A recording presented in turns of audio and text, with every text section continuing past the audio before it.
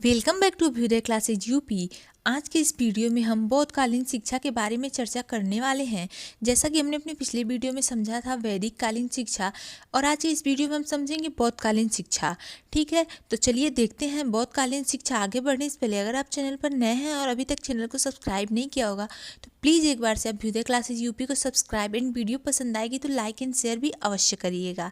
ठीक है, चलिए देखते हैं। वैदिक कालीन समाज के बाद इस बौद्ध धर्म का उदय हुआ। इसके प्रवर्तक महात्मा बुद्ध को माना जाता है। हम सभी को पता है इसके प्रवर्तक कौन है, महात्मा बुद्ध हैं। इनको माना जाता है। वैदिकोत्तर समाज में ब्राह्मणों के द्वारा संपादित किए जाने वाले यज्ञों, कर्मकांडों तथा आडंबरों की प्रधानता के कारण तत्कालीन समाज लगभग उब गया था। इस प्रक्रिया के फलस्वरूप हिंदू धर्म में दोषों का आना शुरू हो गया, जिसके कारण इस प्राचीन धर्म का मूल स्वरूप ही परिवर्तित हो गया। परिणाम स्वरूप चारों तरफ पाप और अनैतिकता की वृद्धि हो गई। इस समय पुरोहित आज जो थे उन सभी का जो कार्य था व्यवसाय का रूप ले चुका था। पुरोहित इस माध्यम से धन उगाही करना भी शुरू कर दिए थे। इसी संक्रमण काल में बौद्ध धर्म का आविर्भाव हुआ था। वास्तव में बौद्ध धर्म हिंदू धर्म से अलग नहीं था। इसके सिद्धांतों में अनेक हिंदू धर्म के सिद्धांत सम्मिलित थे।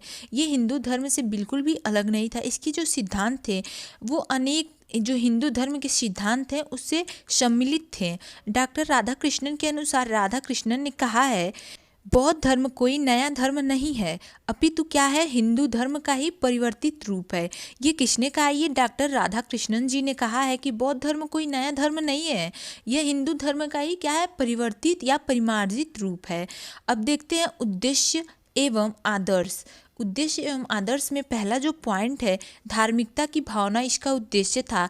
चरित्र निर्माण पर भी बल दिया जाता था। चरित्र निर्माण ये सभी हमारे वैदिक काल में भी था। धार्मिकता की भावना उसमें प्रधानता थी इसकी। चरित्र निर्माण पर उसमें भी बल दिया जाता था। व्यक्तित्व का सर्वांगीण विकास उसमें भी था। व्यक्तित्व का विकास इस पर बल दिया जाता था। सामाजिक कौशल की वृद्धि और राष्ट्रीय संस्कृति का संरक्षण एवं प्रसार, सभी क्या है, अभी हम बौद्ध धर्म की बात कर रहे हैं तो बौद्ध धर्म की ये सभी उद्देश्य एवं आदर्श हैं।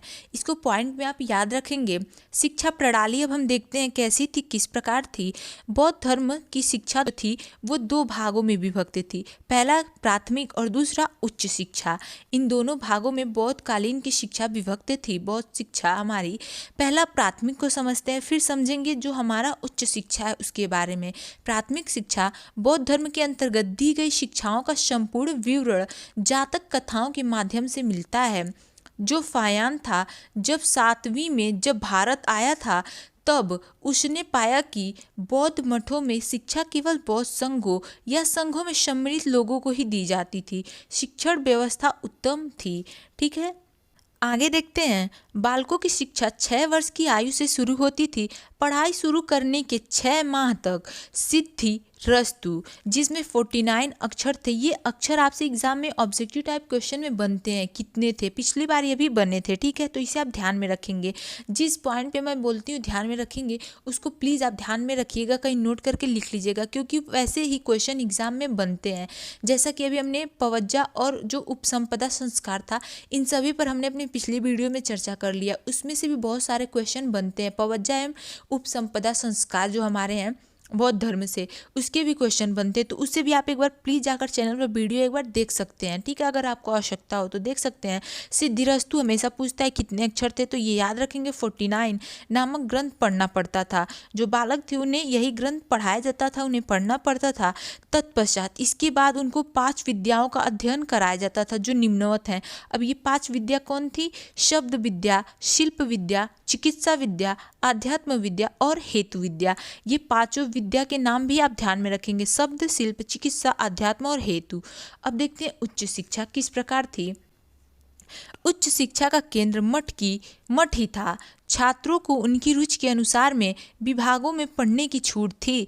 इस शिक्षा व्यवस्था में सैद्धांतिक व प्रायोगिक दोनों प्रकार की शिक्षा की व्यवस्था थी। ठीक है, अर्थात कि जो सैद्धांतिक और प्रायोगिक दोनों प्रकार की शिक्षा की व्यवस्था थी, दोनों प्रकार की शिक्षा दी जाती थी।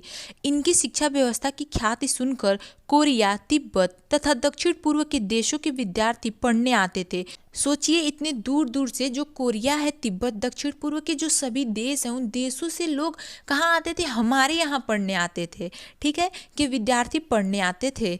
आगे देखते हैं, उच्च शिक्षा के अंतर्गत बौद्ध धर्म, हिंदू धर्म, जैन धर्म, दर्शन शास्त्र, आध्यात्म विद्या, तर्कशास्त्र, संस्कृति, पाली, नक्षत्र विद्या, औषधि विज्ञान, खगोल विद्या, ज्योतिष विद्या, न्यायशास्त्र, राजनीति एवं प्रशासन इत्यादि विषयों के अध्ययन की भी व्यवस्था थी। ठीक है, इतना हमारा वो प्रख्यात था यहाँ के, मतलब शिक्षा व्यवस्था इतनी अच्छी थी कि इतने दूर दराज दूर देशों से लोग हमारे यहाँ पढ़ने आते थे, विद्या ग्रहण करने आते थे। अब देखते हैं प्रमुख शिक्षण विधियाँ और उनके स्थल। स्थल कौन कौन से हैं यहाँ पे आप देख सकते हैं। इसके बाद देखेंगे बौद्ध शिक्षा व्यवस्था। नालंदा हो गया, जगदल हो गया, विक्रमशिला हो गया, उदनपुरी, नादिया महाविहार और वल्लभी। ठीक है, अब देखते हैं बौद्ध शिक्षा व्यवस्था को। बौद्ध शिक्षा प्रणाली में भी वैदिक शिक्षा प्रणाली की भांति प्रवेश के निश्चित नियम थे। जैसे हमारे वैदिक शिक्षा प्रणाली में भी कुछ प्रवेश के नियम थे, तो उसी प्रकार उसी भांति हमारे बौद्ध शिक्षा में भी थी। ठीक है, प्रवेश की रीति का उल्लेख विनय पिटक में मिलता है। किस में मिलता है? विनय पिटक में। ये ध्यान में रखेंगे, इसकी जो प्रवेश की रीति आदि का उल्लेख आपको विनय पिटक में मिल जाएगा।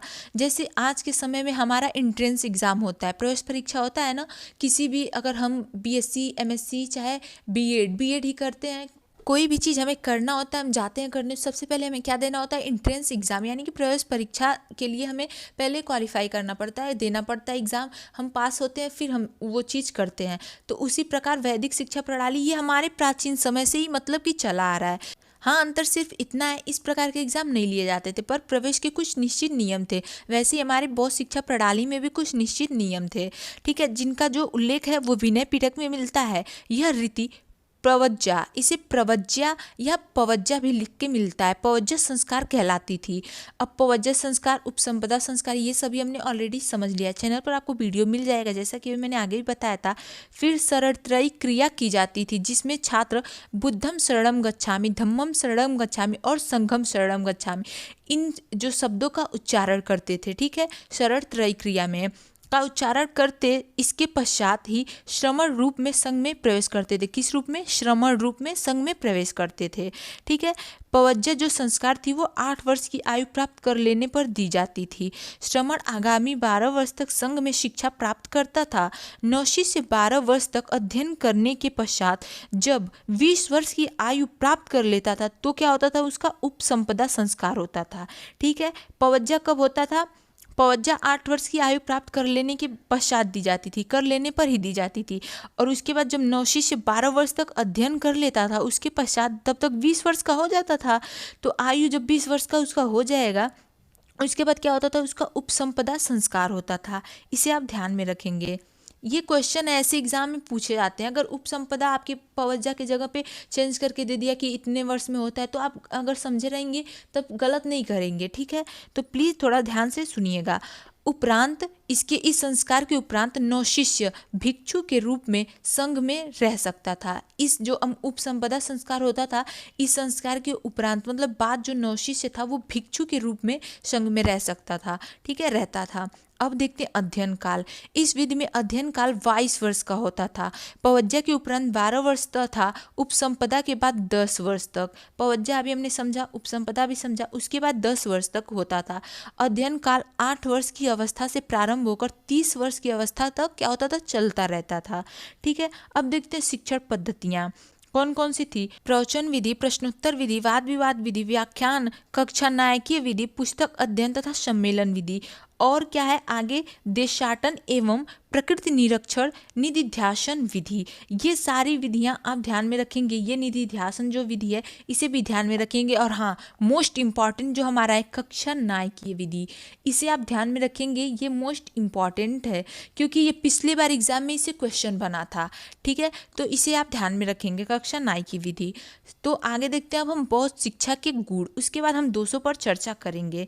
पहले देखते हैं गुण में, पॉइंट में, सार्वजनिक शिक्षा का प्रसार इसका महत्वपूर्ण गुण था। फिर सुसंगठित शिक्षा केंद्रों की स्थापना भी थी। पाठ्यक्रम समाजोपयोगी थी।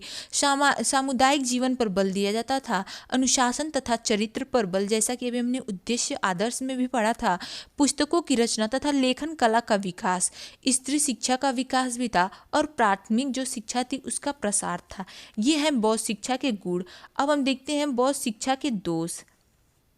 बौद्ध शिक्षा के दोष, सबसे पहला पॉइंट है व्यावसायिक शिक्षा की जो थी वो वहाँ पे अवहेलना की जाती थी। सैनिक शिक्षा की भी अवहेलना की जाती थी। स्वेच्छाचारी प्रवृत्तियों का जन्म, सामाजिक आवश्यकताओं की उपेक्षा था। हस्तकलाओं की भी उपेक्षा होती थी। बौद्ध संघों तथा मठों का विलासितापूर्ण जीवन, शारीरिक शिक्षा की भी अवहेलना थी। तो ये था हमारे बौद्ध शिक्षा के गुण, दोष, उद्देश्य, आदर्श, किस प्रकार की शिक्षा प्रणाली, शिक्षा व्यवस्था थी। ये सभी आज के इस वीडियो में हमने समझा। पिछली वीडियो में हमने वैदिक कालीन शिक्षा को भी समझा था, तो अगर आपने वो नहीं देखा होगा तो आप एक बार उसे जाकर देख सकते हैं। सो गाइस, आज की वीडियो में बस इतना ही। अगर आप चैनल पर नए होंगे तो प्लीज़ जाते वक्त अभ्युदय क्लासेज यूपी को सब्सक्राइब, एंड वीडियो पसंद आई हो तो लाइक एंड शेयर भी अवश्य करते जाइएगा। Okay, thank you.